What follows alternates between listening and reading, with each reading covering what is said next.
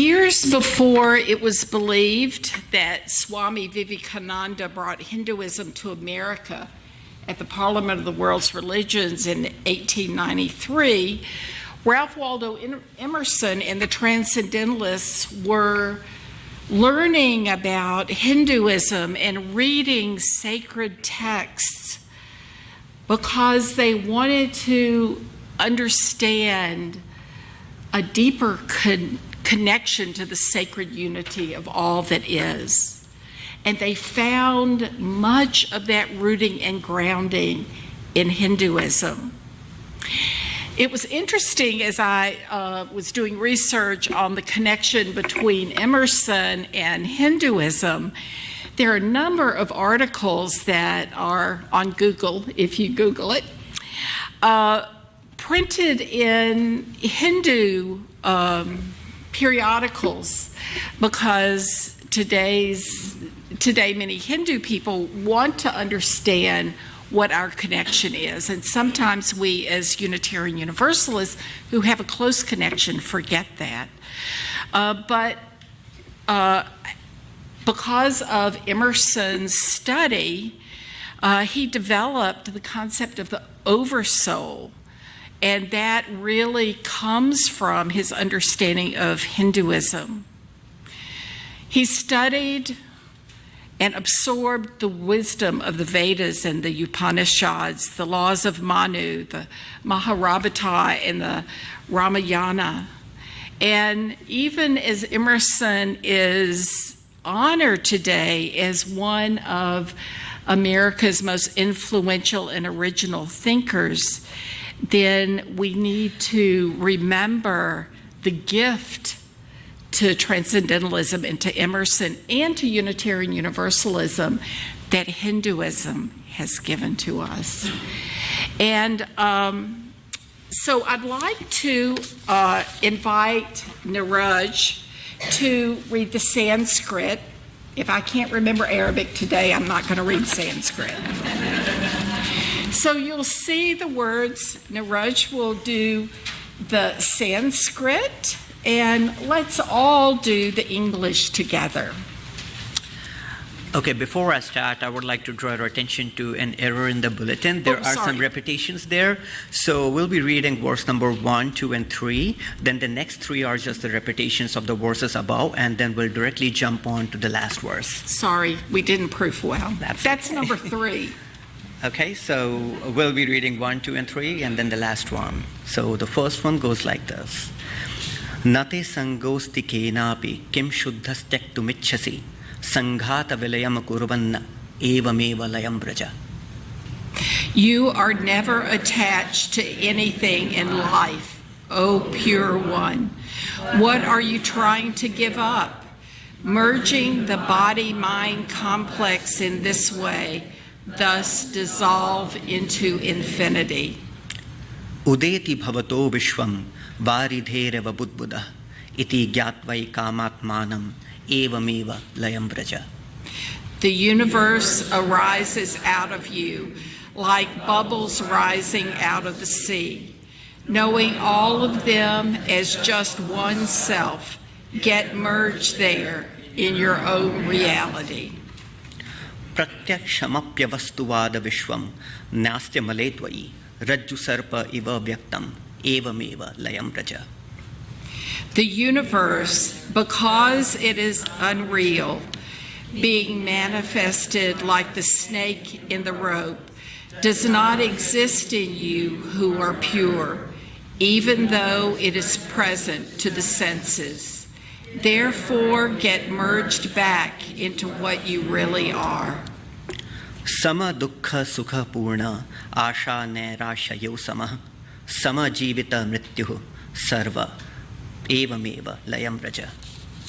Equal in pain and in pleasure, equal in hope and in despair, equal in life and in death, and perfect as you are, may you come to be dissolved.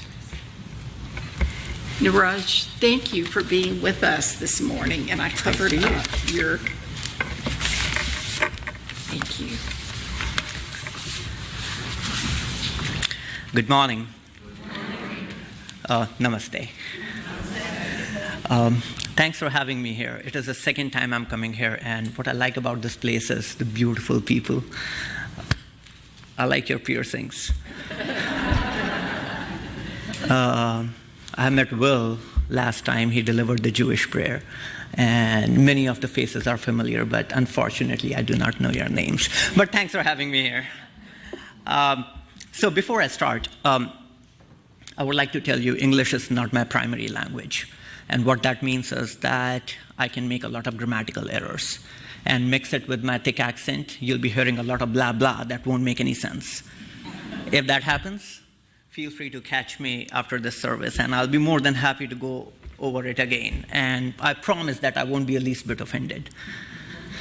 Okay, so I'm not sure how familiar you are with Hinduism, but Hinduism has a lot of schools of thoughts, a lot of philosophies. If there is any school of thought that exists on this planet Earth, you can almost be certain that it does exist in Hinduism as well. It's a very diverse religion. But regardless of all the diversity that is in there, all the schools of thoughts and philosophy in Hinduism can be broadly classified into two different categories. The dualistic school of thought that is called Dvaita, and the non-dualistic school of thought that is called Advaita. We'll be talking about the Advaita or the non-dualistic school of thought today. So we'll be talking about the highest non-dualistic truth from one of the highest non-dualistic texts available to us in Hinduism, the Ashtavakra Samhita. There are some texts that talk to your heart. There are some teachings that talk to your intellect. But this one bypasses both and talks directly to the God within us.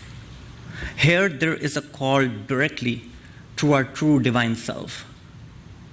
Unlike many other texts in Hinduism, Ashtavakra Samhita does not have a nicely composed march of logic coming to an inescapable conclusion. There are no arguments. There are no debates whatsoever. There is just one single truth, and that one single truth constitutes the core of the Vedic tradition. And that one single truth is, you yourself are God. Tat Tvam Asi, meaning that thou art. As simple as this truth is, at times it is as amazing and yet as uncomfortable as is looking directly at the sun. So what will we be doing today?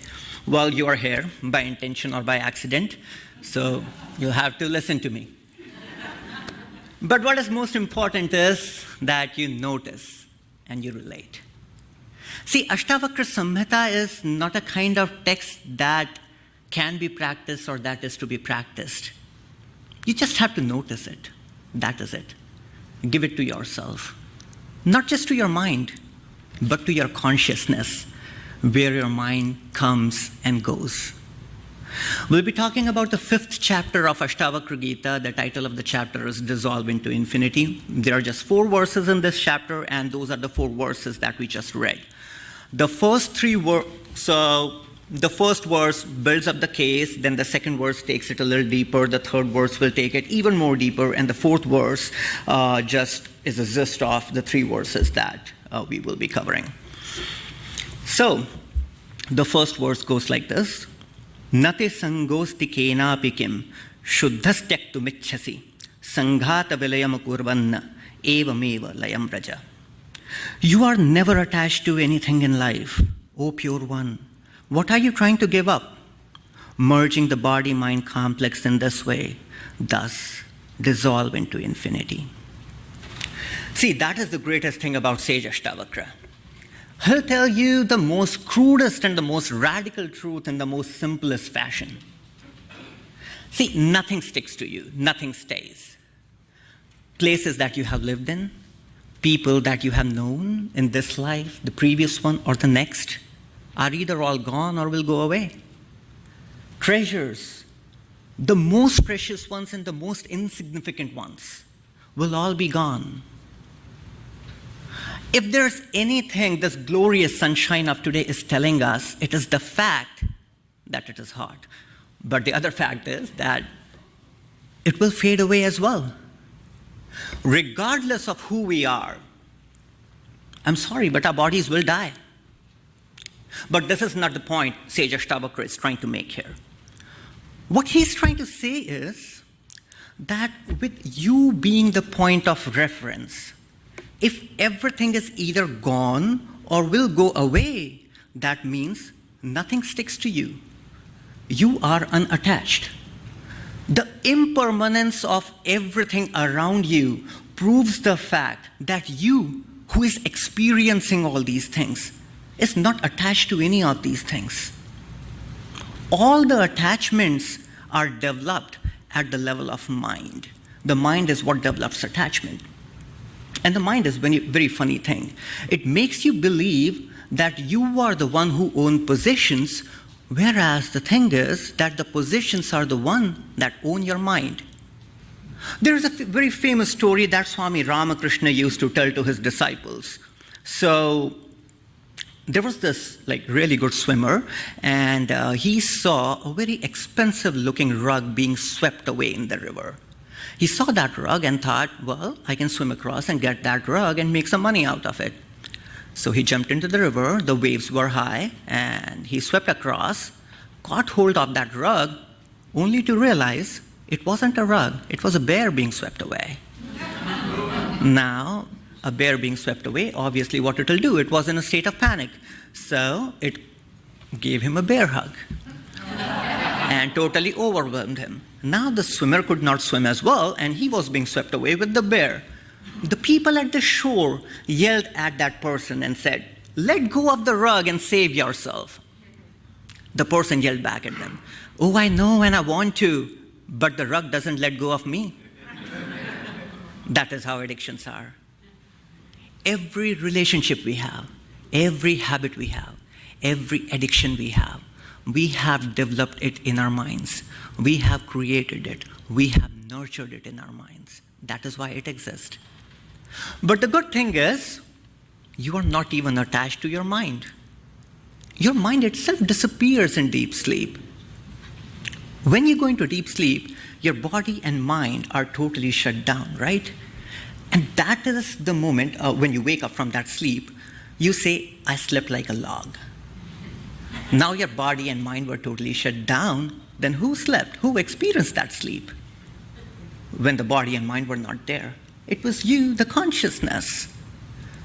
Now this is a very vague example and obviously debatable, but the point that I'm trying to make is that you as consciousness can carry on even outside the reference of your body and mind.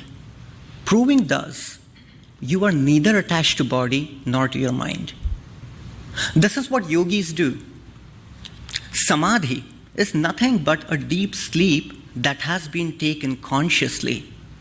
Yogis strip away the external world by quietening the senses. They strip away the senses of the body to lose the awareness of body. They quieten the mind to reveal the consciousness that is hidden behind the mind. And this is what is described in Patanjali Yoga Sutra when he writes, Tada drishti swarupe avasthanam, where the witness is established in its true nature. And that witness, that true nature, is what you are, perfectly pure and perfectly blemishless. And that is what Sage Ashtavakra says. You, the pure one, what are you trying to give up? You are inherently pure. If you take anything out of what is pure or add anything that is pure, you're only going to make it impure. So leave everything. See, Ashtavakra Samhita can at times be misunderstood.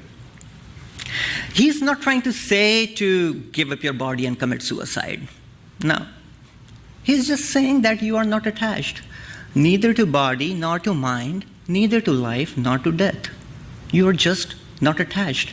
And as we discussed in the beginning, Ashtavakra Samhita is not something that is to be practiced. It is just to be noticed. He's not saying to do something, he's just saying that this is the truth. Your mind can trick you here as well. It can force you into a meditation and make you meditate upon the fact that you should not be attached. You should not be attached. That meditation is a good hobby, but that is it. It's just a hobby. Because the thing is, you are already non-attached. You don't have to practice on that. It is the fact that you are not attached. One Sanskrit word to sum up this whole passage is asangatvam, or non-attached, and I'll come back on that. This attachment is what creates all the sufferings and miseries that we have in life, because we tend to attach or associate ourselves to the history, to the memories, and we try to live in the past instead of living in the present. Reminds me of a very famous poem by William Blake. It's just a 4-line poem. He who binds himself to the joy does the winged life destroy. But he who kisses the joy as it flies, lives in the eternity sunrise. Let's go to the second verse. Udeti bhavato vishwam varidherava budbuddha iti gyatva ekamatmanam evameva layam raja. The universe arises out of you like bubbles rising out of sea. Knowing all of them as just oneself, get merged there into your own reality. What a beautiful insight. The whole universe arises out of you like bubbles in ocean. The world as you see it, it arises inside you like bubbles of ocean.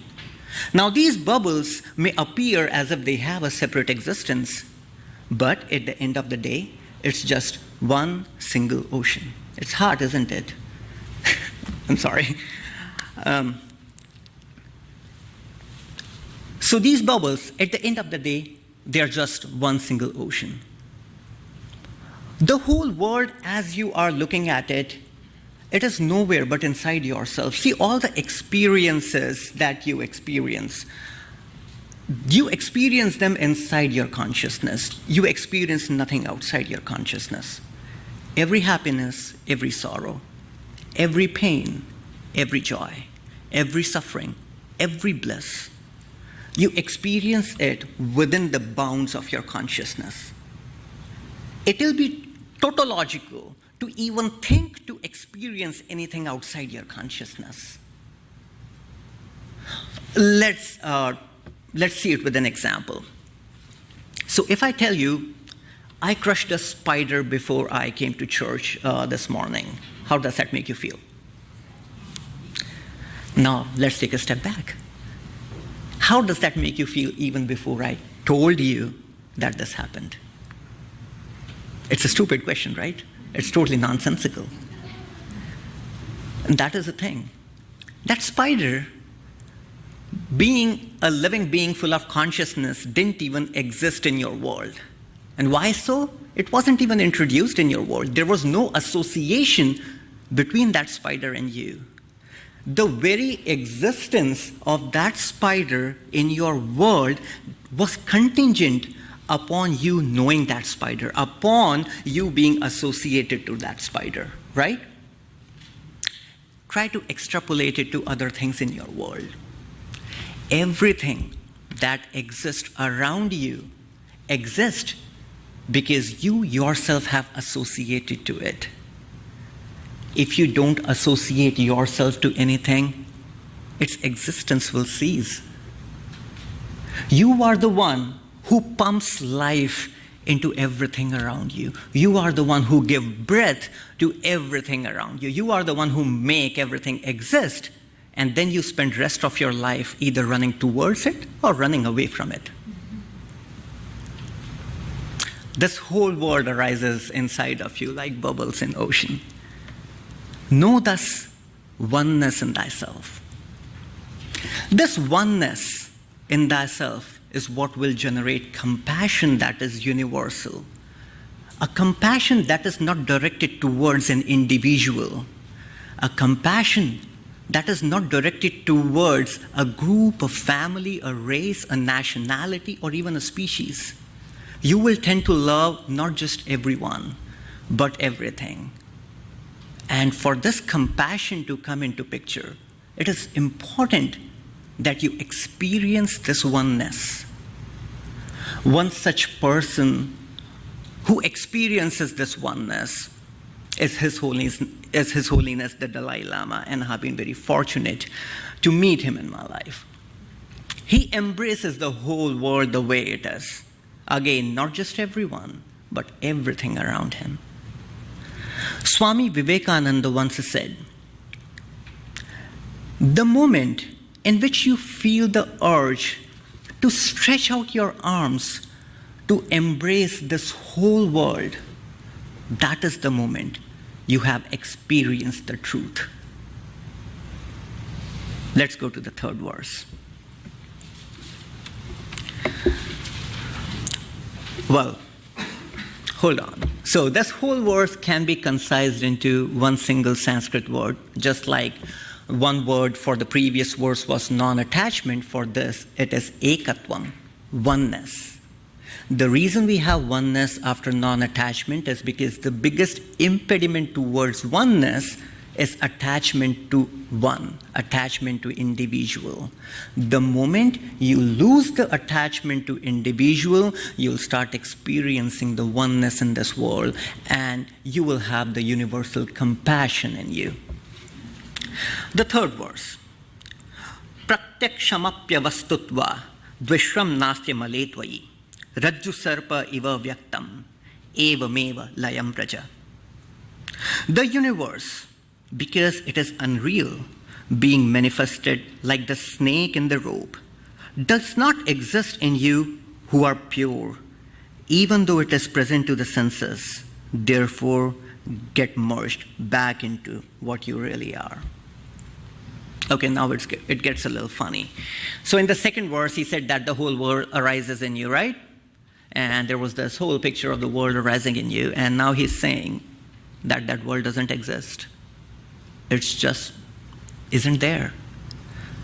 He does agree that there is an appearance of it being there. There's an illusion of it being there. But in actuality, it is not there. You are consciousness, you are blemishless, and you are pure. There is nothing that is inherently empty or inherently false that can exist in your consciousness. Again, there is an appearance that it does exist. And that has been explained by an analogy of a rope and a snake.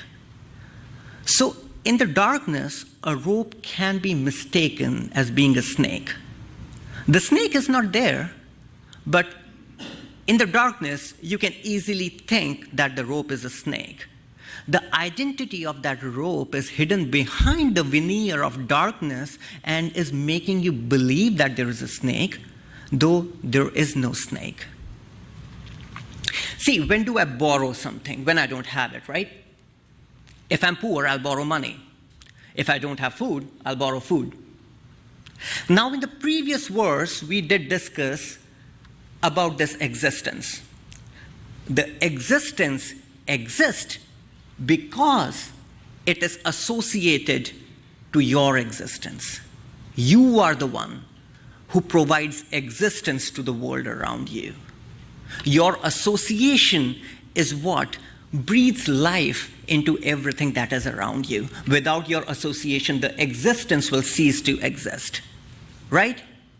So the whole world that is around you, its very existence is not its own. It is a borrowed existence from you. Let's go back to the thing. Why do we borrow things? If I don't have money, I'll borrow money. If I do not have food, I'll borrow food. If I do not have existence, I will borrow existence. This whole world does not have its own existence. It's a borrowed existence that has been borrowed from you. And since it is not a real existence, it's inherently false and inherently empty, and thus dissolve into infinity. Reminds me again of a very famous poem by a Chinese author, again a 4-line poem. The birds have vanished down the sky. Now the last cloud drains away. We sit together, the mountain and me, until only the mountain remains. Let's go to the fourth verse. In the interest of time, I won't be elaborating on the fourth verse. The fourth verse is just a gist of the three verses that we have just discussed. I will recite the fourth verse, give you the translation, take it back with you, meditate upon it. Sama dukkha sukha purna, asha nairashya sama, sama jivita mrityuhu sanna, eva meva layam vraja. Equal in pain and in pleasure, equal in hope and in despair, equal in life and in death, and perfect as you are, you may come and be dissolved. Namaste.